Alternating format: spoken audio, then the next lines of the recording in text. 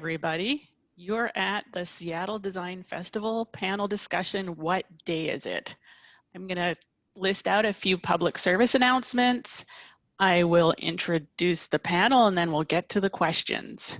First, I want to say that there are 4 major areas of the 2020 Seattle Design Festival programs: live streamed webinars and discussions, citywide physical displays. So if you're in Seattle, check those out. A weekly virtual design challenge called Thinkercise, lots of programming, and virtual art creation, online galleries, scavenger hunts, and more. So go to designandpublic.org for the full lineup.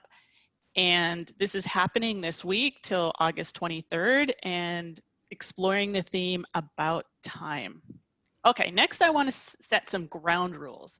We will do Q&A at 9:50. So queue up your questions and we'll go through them. I want to say I am so excited to be here. My name is Paula Bach. I am a UX researcher working on web experiences at Microsoft. So as a professional question asker, I'm here to facilitate the panel, ask group questions, fade into the background, and let the light shine on the panel of user experience professionals. And as the audience, you are here to listen to 4 very experienced UX professionals. So be sure to stick around, hear those questions that you're going to ask in the last 10 minutes, and hear what's at the top of mind for the larger Seattle design community. I want to start by saying that designers do their best work when they are in a state of flow, when creative juices are flowing and they've lost track of time.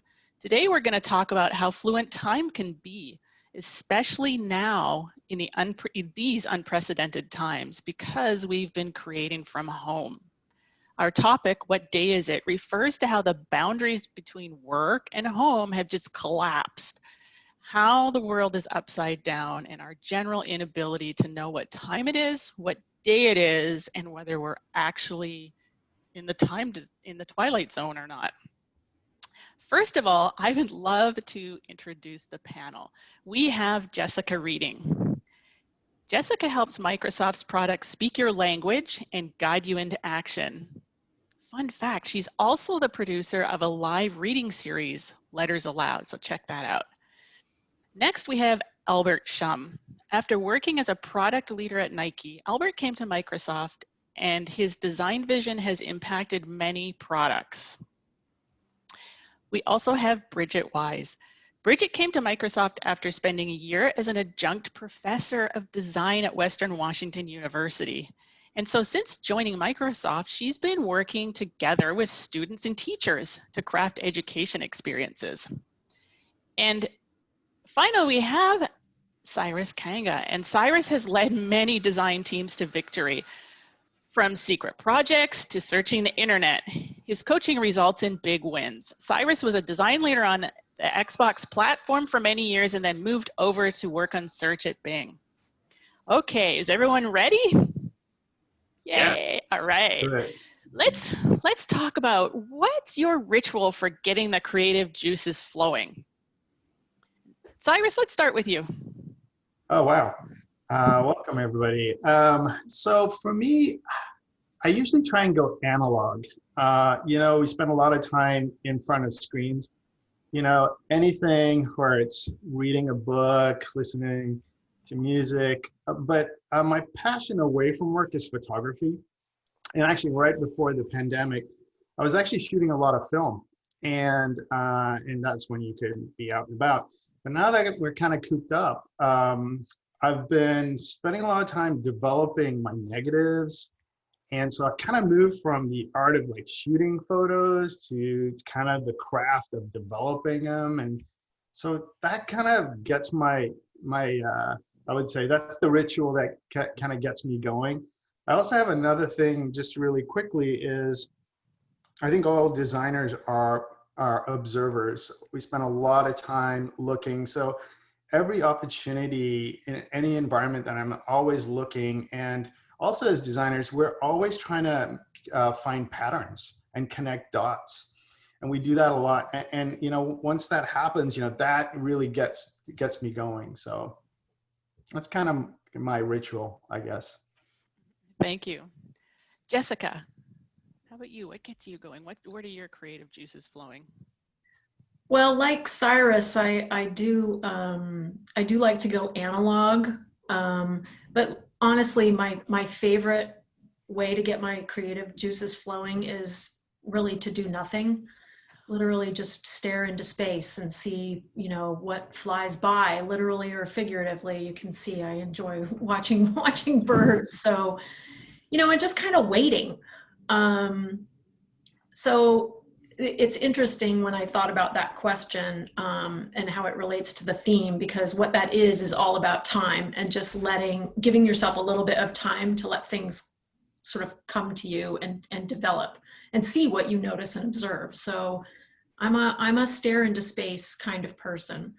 The other thing that I like to do is also in the analog world, I really like unit origami.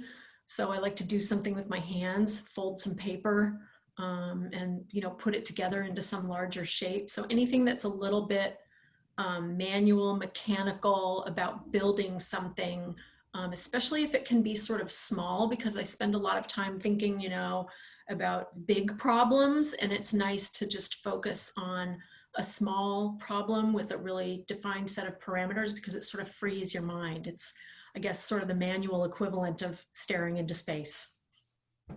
Thank you. And Bridget, how about you? Yeah, actually kind of dovetailing off what Jessica was saying, I have my coloring books that I love to enjoy, and they sit on the shelf right behind me.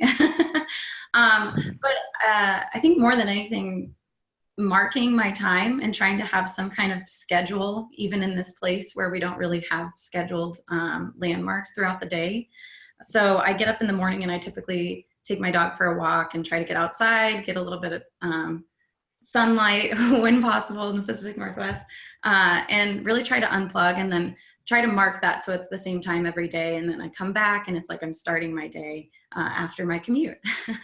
Yeah, and then, I have a couple things. I have like fidget things on my desk and a candle that I'll light if I'm feeling stressed out. So just trying to get back to my own space in my own head and ultimately thinking about what it is that I'm trying to achieve, which I'm working on ed tech. So that in itself has been pretty intense over the last 8 months. Yeah, makes sense. Albert, bring it home.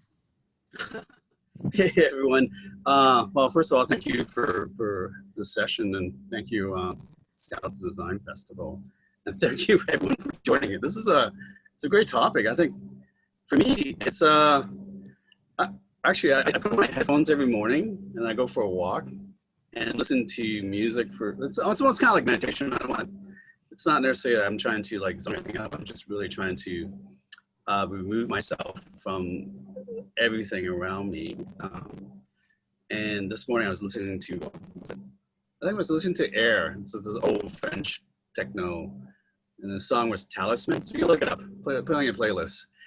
Just try that for like 5-10 minutes and just get into that, get into that mood, that zone where I think a lot of creativity comes to more, for me at least, not like in the front and center, like, oh, I need to fix this, but more in the background, kind of system to slower thinking. I need to get to that space where I can start making connections. So I try to clear my mind through music, just through that moment of introspection in the morning, like maybe. At least that's a ritual at least I found helped me kind of get my day going, especially in this challenging moment we're all in right now. So but at least that's one little technique. Yeah, and I think the theme that I've heard just through this question is you all talked about getting going in analog and how analog helps. Just jump in. What do you think it is about analog that gets your creative juices flowing?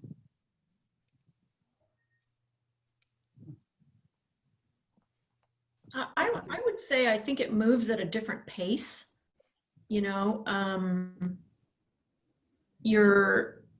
The constraints of just the physicality of what you're doing kind of keep it scoped to something that lets you focus and dive in. That's what it feels like to me. It's like it's a shift from being completely like with the world at your fingertips when you're at your screen and all the inputs coming at you, and it just shifts your focus in a way that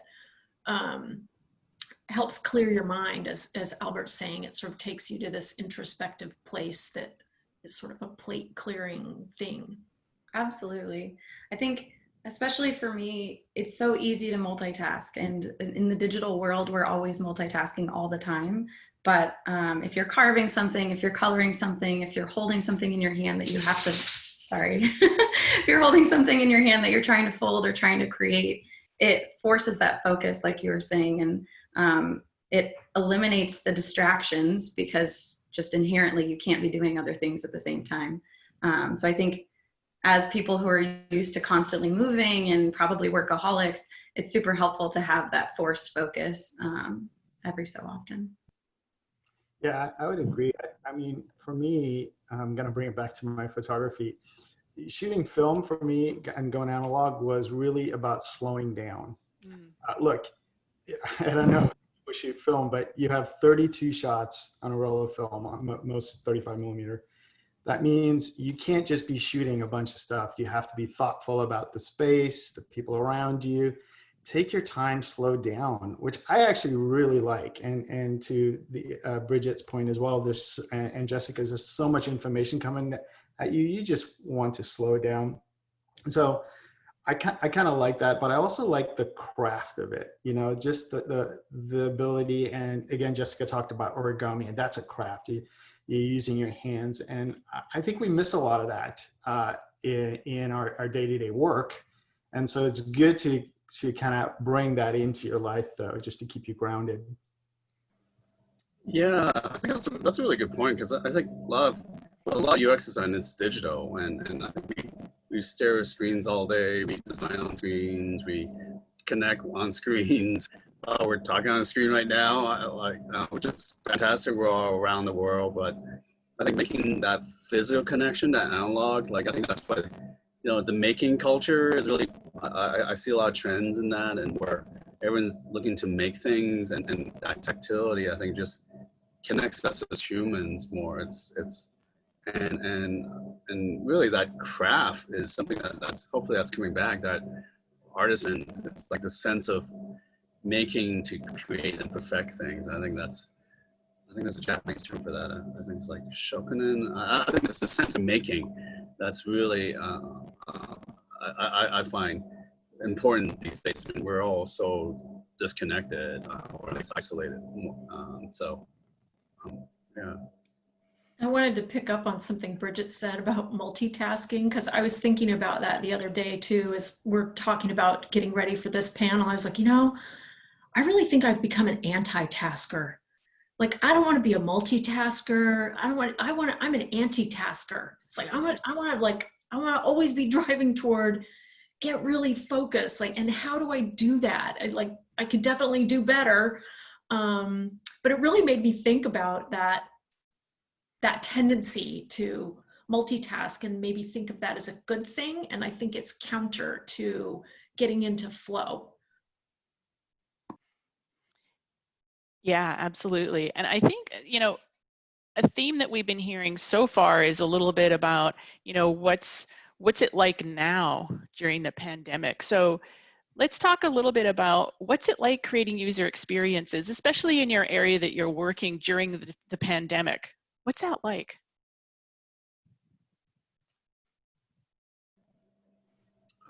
Boy, I feel like maybe it's for the audience. You know, design's so broad, at least in the UX design work that we do. I feel very fortunate and privileged that we can still work by and large virtually.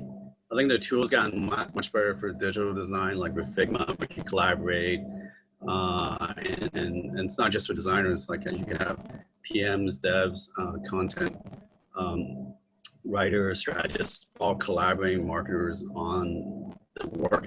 So I feel like we are fortunate. At the same time, I feel like every team is a V team now. Everything's virtual. So like, actually, it's funny. I haven't met we kind of formed a new team last March, April. I haven't actually physically met a lot of people on my team directly, physically. So it's been an interesting evolution of how do teams come together. Maybe that's I think we're finding new techniques or new ways to work. Would love to talk more about and share some thoughts on that. New ways to work. Yeah, Cyrus, how have you been working in new ways? Oh, wow. God. The transition to working from home was really tough. Not only for me, but, just with a team. The rhythm has to change, and it's not an overnight thing. It really does take time. Look, I'm a face-to-face person. I love just having one-on-ones with people, going into the office and chatting about something. I mean, it's hard when you don't have that. I'm also the type of person that my favorite tool, even though I love Figma, my favorite tool is a whiteboard marker. Just get in front of a whiteboard with a bunch of people and just kind of work through a problem, and that's missing. So that is a rhythm that's changing. When it actually comes to the design process for one thing I've tried to do, especially when we think about crits and shareouts, is we always have to remember that people are coming in and out of these virtual meetings, that it's always really important to constantly frame up what we're doing. What are the goals? What are the outcomes? Otherwise, it just becomes so much noise. So we try and do that every single thing. The other thing we do is, because the work we do is as a service, it's very horizontal, is you gotta have to think at different altitudes all the time. You have to think you're building for an ecosystem. Okay, how do you think about that? Oh, and then you're building for an individual product, and how do you drop down from 1,000 feet down to 10 feet? So we do that. And the last thing that I think is good, but it's tough, is we're moving from thinking about building in these silos of products to horizontally across products. So the difference is now you're thinking about journeys, how you move through the product. So how do you get the team that's remote, and with journeys, it's multiple teams, to actually come together and work through. And so getting that rhythm going it's been hard, but I've learned so much, and yeah, it's been kind of rewarding, actually. Love it. Jessica, Bridget? Yeah, I can go. So actually, I've been working remotely since 2018. So I have a different perspective than probably other folks here, where I think it's really important that we have our introspective times as well as our collaborative times, and that we use those moments really meaningfully. So I think having the rest of my team switch to working remotely has definitely been challenging because of the way that we were communicating in the past. And I think it's forced us to be more transparent and also communicate more openly and make decisions more collaboratively. We use Teams, so we have channels for all of the features that we're working on actively across our business, engineering, and design team. And in those places, we're learning new ways to talk about what it is that we have next to do, who's got pieces that need to happen, key dates we need to hit, and feedback that we're getting from users with research that we're still conducting. But I also think from the design process standpoint, there's definite pros and cons. I think we get more opportunities for critique because everybody's in meeting overload right now. And we're using that as kind of a social moment to get together as a team as well. So it's dual purpose. But when we're actually brainstorming, I personally feel that the methodologies for brainstorming have been democratized by tools like Figma, where previously one person or two people had the whiteboard marker and they were up at the board and they were super engaged and shouting out their ideas because they think on their feet and they don't need that introspection. Now we get a group of 4 people all working together in Figma, and we say, let's spend the next 5 minutes thinking and putting our ideas here, and then we'll come back together and talk about it. So we can be more structured, and every person can have more of a voice, which I really appreciate and I enjoy, but I think at the same time, it's a challenge that we have to relearn, and we have to teach ourselves how to do that, which, given the current times, we're not necessarily in flexible learning modes. We're in survival, we're in overload. Many people have, families that they're taking care of, that they're trying to juggle, who's getting the computer, who's on the video call at any one time of the day. So there's the ideal, like you mentioned, Paula, and then there's what reality looks like, which we've been learning how to shape that, and it takes a lot of patience. There's no right way to do it, I think. I mean, there's no right way to live through a pandemic. So it's really just been a learning moment. It's very humbling, I think, for the whole team to still figure out how do we create together while apart. And I think, Bridget, maybe you should, I think you're sharing like some really good tips on like how to have inclusive meetings, and even in virtually, like how do we make sure participation and all voices are heard? Like I feel like maybe take advantage of the virtual aspect of that, get more people to provide input. At least that's something I've been trying based on kind of how you kind of structures a lot of your working sessions. Yeah. Yeah, for instance, you can run down the members list of your meeting and you can ask people to share their ideas or input using hand raise features while they feel weird and while they're not natural to us as humans who just want to have body language and interact with each other. It does help a person finish what they were saying, and then they know that the next person wants to contribute, so they can finish their thought and then go to the next person, which I'm sure we've all experienced being in meetings where folks are so excited and so eager to share what they're thinking that they tend to just steamroll over other people. So I think it's helped us to be more aware of how we communicate with others. And like you mentioned, Cyrus, we have to have an agenda for a meeting. We can't just show up with 6 people and not really know why we're here, especially with video fatigue. We would rather not be on the video call, so we need to be more deliberate for when we do those things. Yeah, thank you, Jessica. Yeah. And the other thing I found, maybe, sorry, I feel like I'm steamrolling the talk. Like, just like, have people been trying to have shorter meetings? At least I've been trying to do that. Like instead of 30 minutes, you know how the calendar that was designed to have like blocks of 30 and 60 minutes? It's a UX design problem. Are people adjusting the length of meetings to have breaks, or trying to like? We're doing 5-minute after start times. So starting at 10:05 or 1:05 instead of right on the hour. But it really is a bad UX problem, because every time you do that, then you have to adjust the end time of your meeting because it automatically goes for 60 minutes. But that actually has really helped. Yeah, taking a little break. Jessica, do you have anything else to add to the conversation too? I know you. Yeah. Just thinking about kind of what has shifted about collaboration and what's been hard and what's improved. You know, even for the Teams team, the people building a tool for this type of collaboration that we're doing right now, it was hard. And I mean, we were already a group that had, design and engineering in 4 or 5 different places in the world.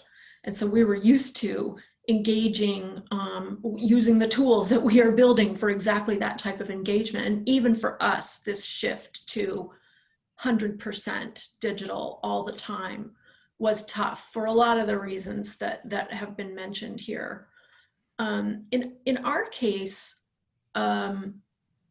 it has been interesting to go through the same evolution as our customers, though, right? We're experiencing that same thing that everybody's experiencing. And so I think one thing that has come out of that is that I think it's increased our customer empathy, because we're experiencing the same problems and issues and challenges that customers who are having to shift and go 100% digital are. And that was a little bit of a surprise for me, because I thought it's like, hey, we build the thing that does this. I'm already used to doing it. Heck, sometimes I'm in a meeting in this room right over here, and Jason's in the meeting, and I'm like, isn't Jason sitting right over there in the studio? Why is he joining online? But that was pretty normal. But even for us, this has been a shift. And so I think that empathy, that increase in empathy has been something of a benefit, I think, to our product thinking.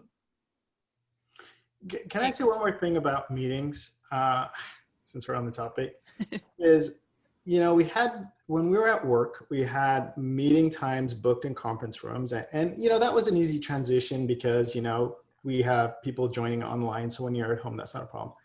Then we started having these ad hoc online meetings now, right? And I think that's a substitute for, the brainstorming, the whiteboarding. And then you have these kind of catch-up online syncs. And, that I think is a substitute for kind of the hallway conversation, the water cooler conversation. And so, and I think a lot of it, it's getting kind of crazy, but I think a lot of it is people want info, they crave connection, you know, there's a sense of FOMO going on, and it's like, we got to find a balance. And so it's taken time. And one thing is, we always think that a meeting has to be synchronous. It really doesn't, you know? Using chat and asynchronous actually sometimes really alleviates a lot of that anxiety that comes with it. So it's just something that we're all kind of going through. Yeah, and some themes I'm hearing in the conversation so far, especially this idea of signal and noise. And on the one hand, the back channels are great to democratizing and getting lots of voices versus 1 to 2 voice. And so there's this balance that everybody's having. And what I'd love to hear is sort of like, let's talk about the expectations versus reality. And, you know, as Microsoft, we've been working from home since early March. So what's your journey been like? How have your expectations adjusted to how reality has been so different and even changing so quickly?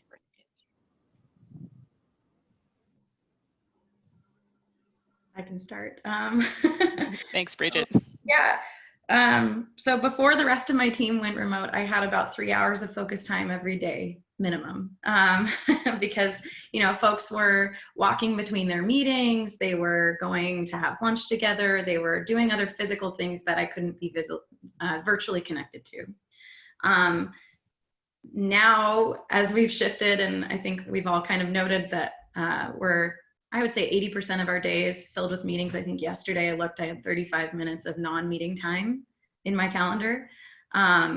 It's been incredible. So there's the expectation, and we have a tool that we can block focus time on the calendar, and it automatically blocks time. So there's my expectation of, you know, at least an hour and a half to 2 hours of time whenever possible. But of course, you know, I think Cyrus really called it out nicely of the different styles of meetings that we have. We also have just like fun time where we play online games together and we just connect and try to have some social hours.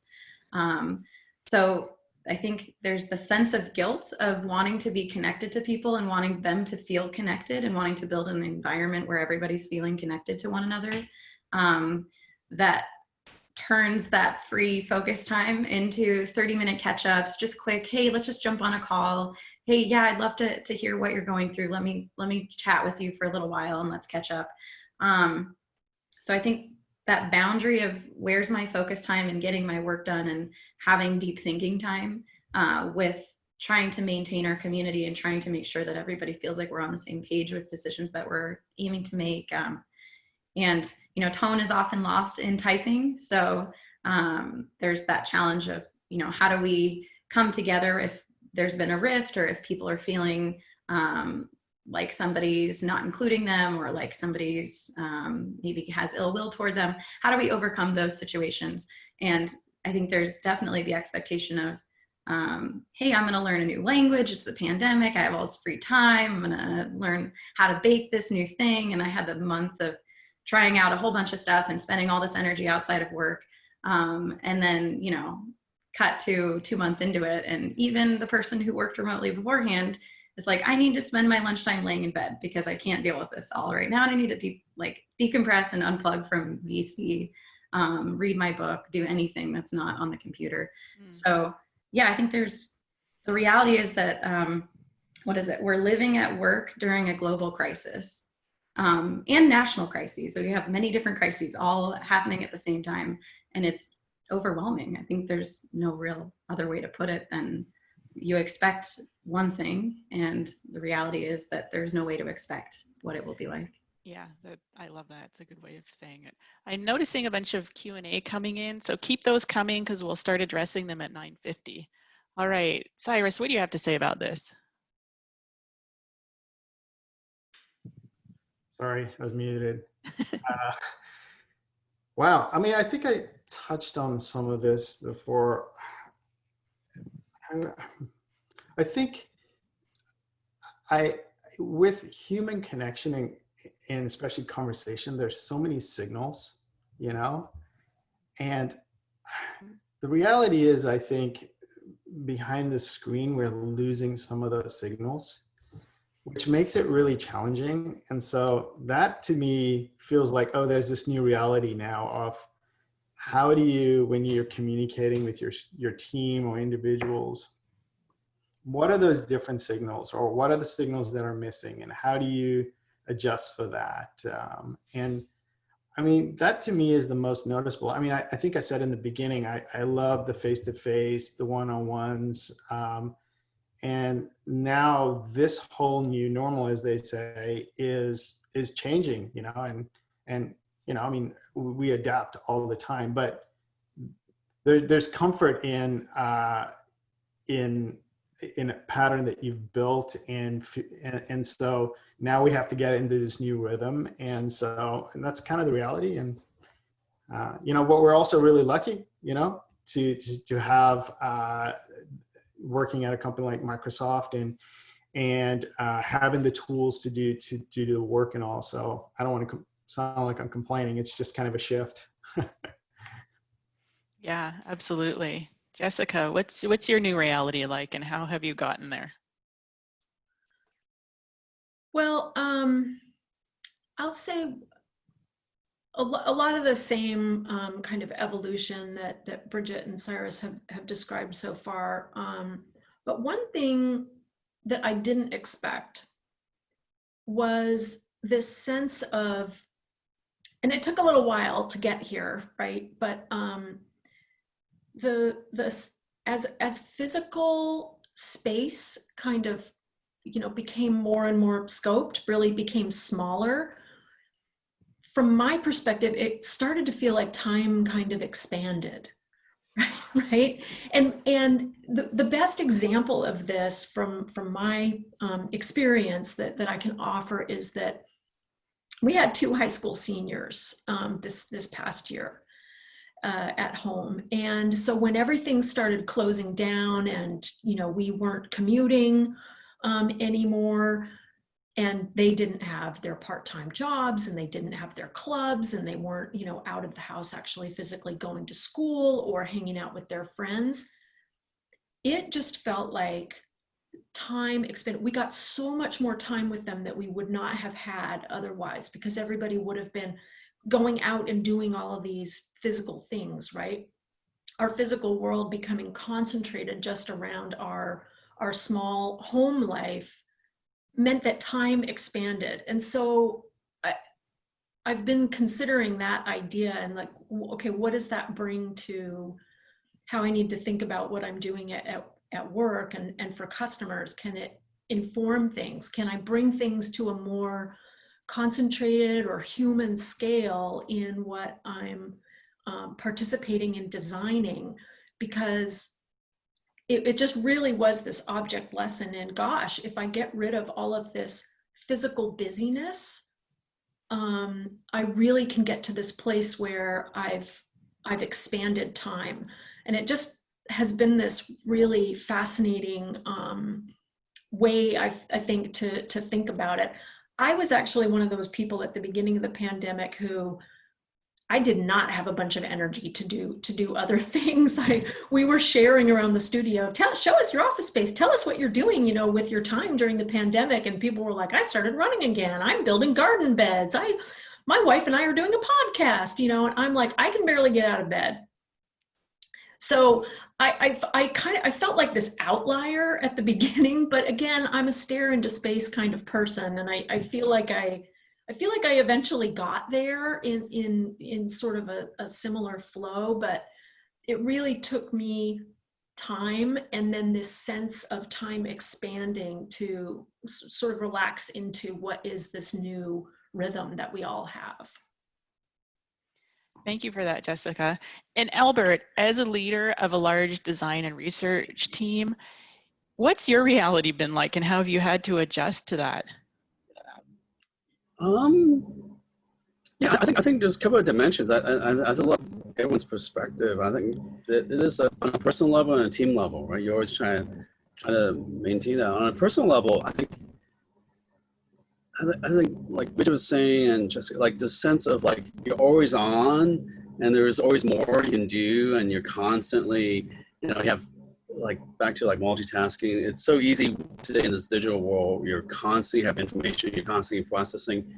Turning the switch off is actually really hard. And again, this sounds very privileged, like to be able to like take time off. That's probably the hardest thing. Not because like we can't afford, like just this, it's hard to get off and switch it off. And maybe that's a very tough thing to do. And I think on a personal level, that's what I've been trying to do more of, like just like literally forcing myself, like I'm gonna take a week off and unplug. And that's hard. It's so hard. On the team level, I think one of the things I've learned is like adjusting everyone's expectation. Like I think working in tech, we're constantly on in terms of this development schedule. We're shipping, we're delivering features. Like Bridget and an education team have to like help school transform in like 3 months to go online, or no, not 3 months. Some school literally like weeks. And so obviously we're empathizing with our customers, but it's been really hard and taxing the team, just like, hey, go, go, go. And resetting schedule or resetting expectation on, hey, in this new normal, like I was saying, how do you scope a project? How long should things take? Like, what is the right, it's easier to just say like, hey, everyone just keep on working. But I think we're slowly to adapt, like, hey, we might need to rethink on how do we decide on what are the deliverables, what's the expectation, and set milestones, or hopefully the team can give feedback and iterate and learn, like, hey, what can we do versus what we have to do? I think that's the thing I'm trying to balance with everyone on this team.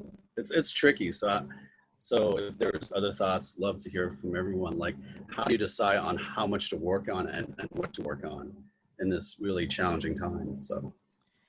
Yeah, absolutely. And I think some of the hints I've heard coming through is just really self-care is so important. And I want to bring out that, you know, despite our challenges, we have to recognize that we're in a place of privilege here. And so perhaps more so during this pandemic. And what I'd like to know from the panel is, how can UX professionals in tech give back?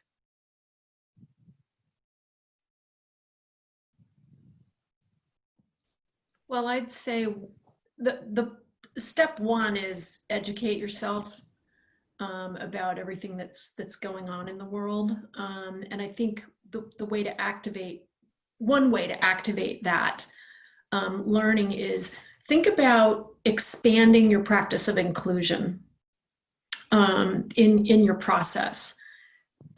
So this isn't like really like actually giving back to the community. I think some people, I know Bridget has lots of ideas on that, but as I considered this question, I thought about it's a good moment to think about, what does inclusion mean in your design practice, and how do you expand that and bake it into what you're doing? And it can take a lot of different forms, but you know, talking to more different kinds of people, putting new kinds of information into your brain to inform how you're approaching a problem, I think is really key. So I would say, expand your practice of inclusion and see what that does to your process and ultimately your designs. Yeah, thank you. Yeah, I can add. So I think it's interesting to unpack that a little bit, to talk about what does giving back mean. And like you said, Jessica, there's a lot of things we can do extrinsically to the rest of the community, but there's also what can we do for ourselves and to make us a better person to be collaborated with. I like to use the, you know, if you're in a plane, you have to put your oxygen mask on first so that you can help other people. So that idea of like self-care, and you know, for me, it's learning to have work-life balance and learning the self-control of closing my computer at the end of the day so that I can actually unpack and unwind and then be refreshed the next day, which I don't know if refreshed the next day is ever really happening. So that's a whole nother question. But in terms of giving back to our communities, there's so many different avenues. There's back to the community at large with Design for Good efforts. And if you have the privilege of being able to help others by donating your time or donating your skills to their nonprofits or to any of the activities that they're working to do, if you can donate your funds to any of those kinds of things. There's also to the UX community. So being in school right now is horrifying, right? Especially if you're in the design practice and if you're in design school and you're trying to finish your thesis, for instance, and you don't have the resourcing of Microsoft to be able to still do your user research at a global scale remotely. You now have to find all these new methodologies to complete your work in your 10 or maybe 12-week cycles of school. So one thing that I would highly recommend to any working professionals that have the bandwidth and have the privilege and have the time is to try to give back and connect to the design schools and to folks who are learning. Whether that's through design crits, whether that's through joining, having talks, just being a mentor, building your connections, offering to look at people's portfolios. I just saw somebody shout out ADP List. Yes, it's incredible. I highly recommend joining. There's so many different online mentoring groups right now, as well as being patient with yourself. And, you know, yes, we can do 100 million things every hour, every day. But like I said at the beginning, you really have to think about what do you have bandwidth for and how can you help, whether that's adding resources to your website and then sending your website out to a bunch of people and saying, hey, go look at this, even at the smallest scale. So just trying to think about how you can help others and have empathy for others that haven't yet gotten into the industry or have been laid off and need feedback on portfolios or need to leverage your connections in the industry to try to get jobs again. So there's a lot of different things to be working on and doing. Yeah, absolutely. For me, actually, can I just tell you a little story that something we went through when we think about giving back, especially we did something with this product. So in February, so I work on Search. It's a data and knowledge platform. We have access to a ton of anonymous data. And in February, a dev manager came to me and said, look, we have all this COVID case data, you know, active, recovered, fatal. So what do we do with this data? We're a search engine. People have questions. How do we surface that? And so, you know, I pulled together a few designers and say, look, we have an opportunity to do something really good for the community with this data, but it's a very sensitive topic. So we have to be really thoughtful as designers as to how we present this data. And so we pulled people together and in fact, we got people from across the company who started hearing about this and across our geos and started working on this. And we started to put together this COVID tracker. And this is a tool that anybody can get to that has access to all this data. And once people started finding out about this, you know, we were getting suggestions from the community as features they'd like to see. And so now we're building a product which started as, we need to do this for our community. Now the community started participating and doing this. So we have to think of our products are not only about us pushing and getting it out there, it's also when we put it out there and it's trying to help people, how do we iterate with the community on this? And I thought that was a really successful thing. And there's a few learnings I got out of that internally is that, you know, the reason it all kind of came together wasn't about any amazing process that we have. It really came down to our relationships we had with people we knew. It came down to us having a shared purpose and it's like, we're going to help the community. And it kind of rallied everybody together. And I thought that was really kind of a profound thing and definitely had an impact on our users. So, you know, that was our kind of one way of trying to give back to users in the community. I love that. Thank you so much for sharing about the origin of the COVID tracker. Super happy you worked that in. Albert, I know you give back to the community a lot. So how has that changed during the pandemic? Yeah, and I'll just speak on a personal level. Like for me, I feel like I've been very fortunate in my career, and I think design has enabled a lot of opportunities for myself. And so for the last couple of years, I've been really thinking about how do we create more diverse and make design more accessible for people of different backgrounds. So last year, actually this year, I was fortunate to be part of the Adobe Design Circle, where we offer scholarships for design programs, or people interested in entering the design field and taking a design program. So we offer 10 scholarship. It was great with Adobe setting that up. And so I'm part of that review committee. I'm also mentoring the scholars this year, helping them kind of on board to a design career or to design path. I think I think on an individual level, I think we can all make that. So you don't. Again, I feel very fortunate. I think, how do we foster and create more diverse and inclusive design community? I think that's something we all need to help out on. So it's not just myself. I think like Bridget was mentioning, ADP list mentoring. I think that's really important. I think the other area that I've been trying to think more about, and I'm still working on, it's like, I think on the education side, I think the design education itself, how do we kind of adapt, and we can't teach design in the same way like Bridget was mentioning. So I'm working with SVA in New York City because Liz Danzico was there, and we've collaborated before. She's part of the Adobe Design Circle. So we're thinking about new curriculums or new ways to teach design, but also what are the topics in design now that's relevant? Like this topic of making time. What does time mean? Can you actually manage time? Most of our UX is on productivity, all has some way to manage time, but I think making time is actually the harder part. Creating focus, to me, that's making time.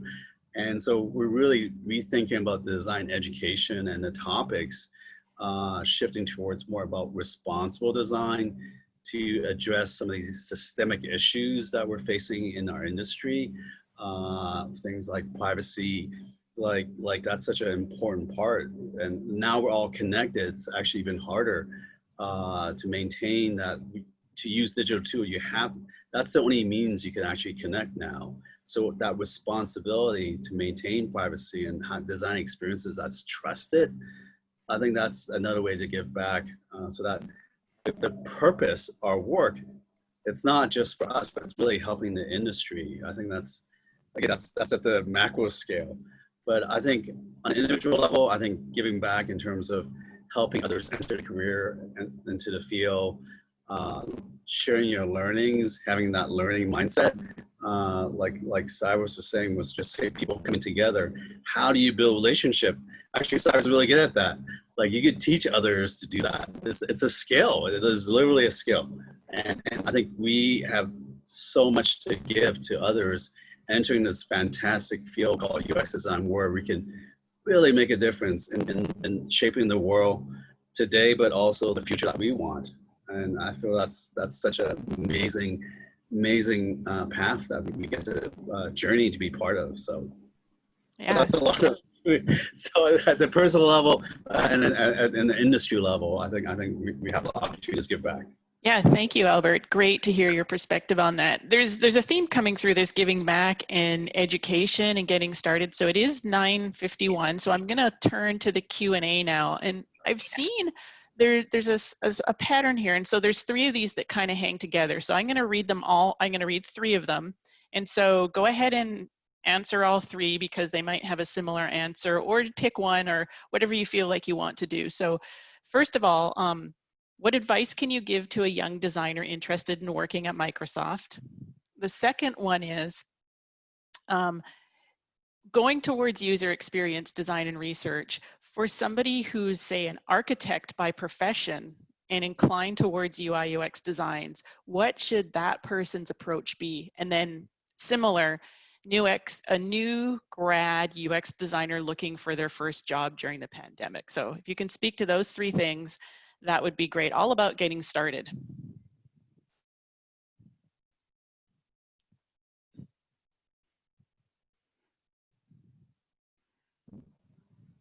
Okay, is somebody trying to speak, but their mic is on? Everyone's nodding. Yeah. It's been so long when I first got out of design school. I'm off. Like, I think one is, boy, like, I feel design is ever more, like user experience. Everything's about the experience now. I feel like back to this whole conversation on the pandemic. I feel like they're like most important thing, at least for me as a designer, it's that curiosity to learn more about the human experience. That's what always drove me. And maybe actually back to on a personal level, the thing I miss the most is that human connection. I just love going to like different places, different cities, different locations. I'm in Sisters, a small town in Oregon, just learning about the culture and the background, and the more you connect, building that empathy and that tool set of that skill to observe. I think great user researchers that I've worked with, like Paula and others, like their ability to see the world and how humans interact and behaviors and patterns. I think that's what really drives a lot of that creative fuel, to look at things with different eyes, different perspective, and make that connection. I think that's the wellspring of creative forces or creative energy that drives your design. The techniques will come. The tools, the things, the means, the craft, that's just going to take practice. But if your foundation is built on this ability to see the world and make those connections, build on empathy, I think that's how you be really a transformative designer. That's how you could transform human experience. That's the storytelling that you would tell in your design. That would be amazing. And if you do that well, I think that's how you can enter the design field like we're in right now, to really solve some of these problems, because they're challenges, and we need more people with a lot of diverse perspective to help us address these challenges. So enter the field by looking at the world and being observant and being the human-centered person that can really see the challenges, but also see in a new way to address some of these challenges. It's a very abstract answer. Sorry. Yeah, let's take one more answer so we can get to a couple other questions. I totally agree with you, Albert. I think I was also going to add, when I was in school, for one, like I would treat networking like 20% time job, right? How do you build your network? How do you connect with others? And how do you start to leverage that network going forward with your career? And I think the best word I would use to describe how I would approach it in this current time would be shameless. I would be reaching out to people on LinkedIn that I've never met before, cold calling, but via DMs on on LinkedIn or other platforms, and saying, hey, here's my portfolio, I'd love to run it by you, or hey, I'd love to grab a 15-minute or a 30-minute Zoom call with you and just get some advice or get feedback or get recommendations. I've been fielding a lot of those actually the past 8 months or so, and I can't recommend it more. It's going to be tough. It's going to be a lot of no responses, but you'll likely find some people that can be your advocate. And I think being a professional and having folks that are still working and employed across the company, I would also ask them to be very patient and open to that, because oftentimes you'll get folks that are struggling. They may have had an internship. They may not have had an internship. They're looking, I know many of the internships this past summer across many companies were canceled. So folks that typically would use that as their foot in the door are not given that opportunity anymore. So yeah, I think just shameless networking. Reach out. Feel free to connect to me on LinkedIn. There you go, everybody. Okay, this question is really interesting, and I'm seriously interested in your answers to this. Okay, you ready? You've all been granted a ticket to use a time machine. You can travel forward or backward in time to give yourself advice. Which way do you travel, and what advice do you give yourself based on what you've learned during this pandemic?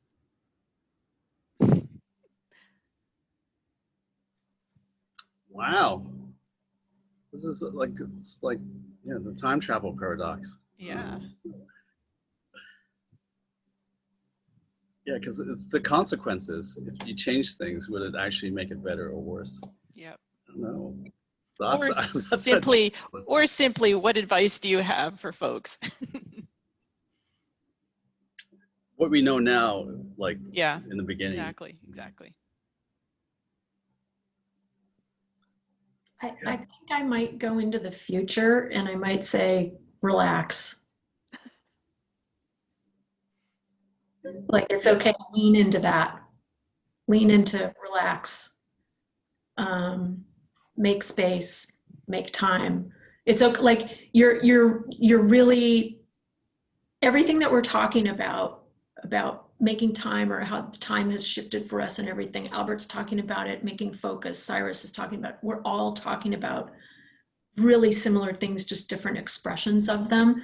And we're fighting, we're at odds with everything that's around us that we've built, right? The pace of everything. So I guess I would say, look, it's okay to fight that fight, and you're going to have to keep fighting it, and it's okay. Thank you. I guess for me, I would go back, and I did learn this, but I wish I'd learned it sooner. Is, you know, as designers, you think that you are basically, you own and drive the user experience of a product. And it was pretty clear to me later on in my career that no, we all own the user experience, you know? The devs, the PMs, we all kind of own this, but we all have our own lens or perspective on it, right? And so it's kind of hubris for us to think that we can build this great user experience. And so I wish I had in some of the early projects that I'd worked on, I wish I'd really thought through that and said, you know, you're right. You know, it takes that diversity of thought and approach and skill. And once that all comes together, and, you know, to my point earlier about the shared purpose, that's where you get some really great user experiences. So I wish I had learned that a lot sooner in my career. I think that's mine.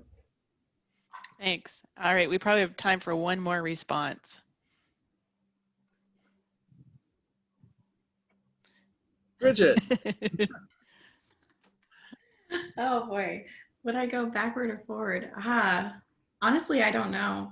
I'm curious to go forward and see how things pan out, but I wouldn't want to interact with anything. But yeah, I'm really eager to see where we as a collective end up in the next 2 to 3 years, both politically and as a country, but also I'm really curious to see what remote work looks like. As somebody who, like, I had to negotiate pretty hard for my current status of working remotely. I'll just put that out there.